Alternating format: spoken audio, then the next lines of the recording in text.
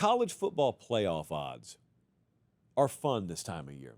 But with FanDuel releasing the updated market, we got to talk about this. Because what FanDuel does every year now, which is just fascinating, is they don't just put out odds of whether you're going to make the playoff or not. They do that. But a lot of people look at odds and they say, that team's not going to make the playoff. Well, FanDuel listened. So not only do they put odds to make the playoff, they put odds to miss the playoff. So if you hate Texas right now and you think Arch Manning's the most overrated thing, since Vanilla Dunkaroos, it was a dark time in my childhood, then you can go bet Texas to miss the playoff.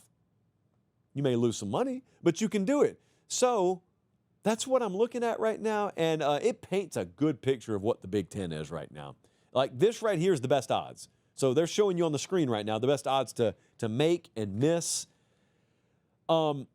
First up, when I looked at this, the Big Ten, there's so obviously a tier 1 of 3 teams, and then there's like one team in tier 2, and then there's a mess, like jumble tier 3. So Ohio State, Oregon, and Penn State, they are the 3 teams that have like minus odds to make the playoffs. So they're big-time favorites to make the playoff.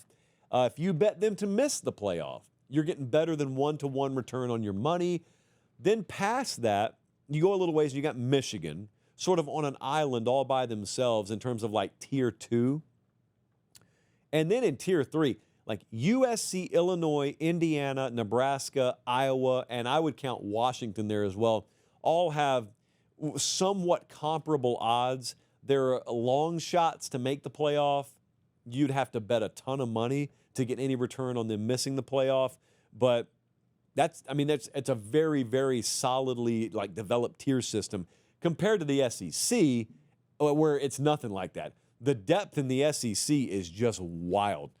USC, to give you an idea comparatively, USC had the 5th best odds in the Big Ten at plus 590 to make the playoff. Missouri is plus 570 to make the playoff. In the SEC, that's good for 12th. So that doesn't guarantee anything. All it does is tell you from a preseason perspective, the odds market looks at the depth of the SEC and says, that's next level. And from a betting perspective, or just from like a prediction perspective, look at the top 3.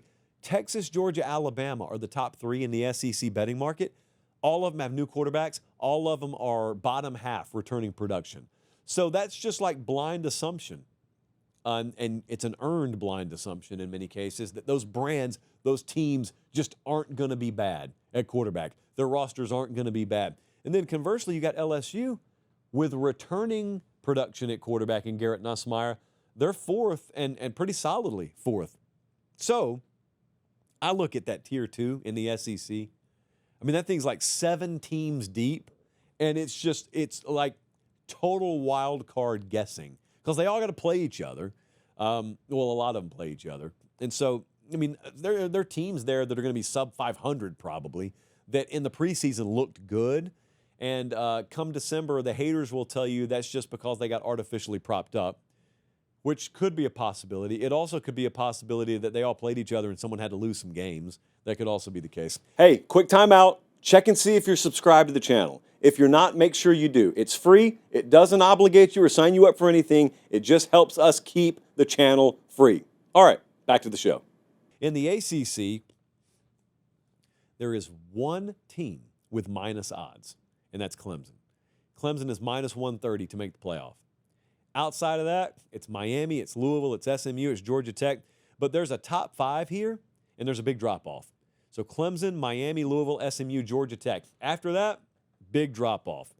And I'm glad that we got on the Georgia Tech train a little bit ahead of time because I got some money coming in on them now.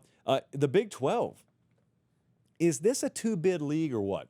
I look at the Big 12 this year, and I think 2 of these teams can make the playoff. The best odds in the Big 12 is Arizona State, and they're plus 470.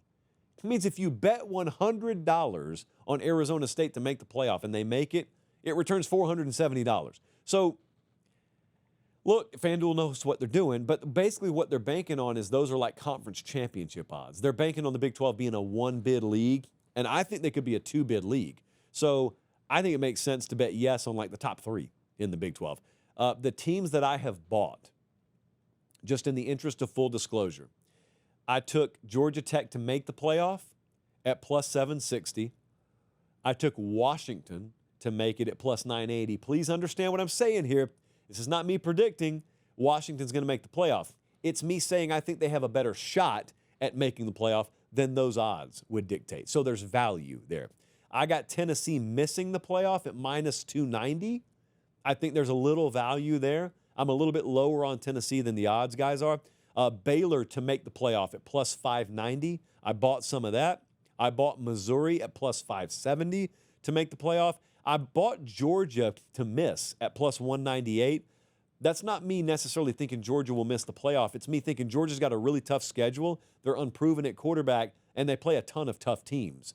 So they could be 9-3 and be like Bama last year and get left out. And plus 198 would return better than 1-1 on that bet. So I thought there was collectively some value there. That's my little portfolio of college football playoff make and miss leans right now.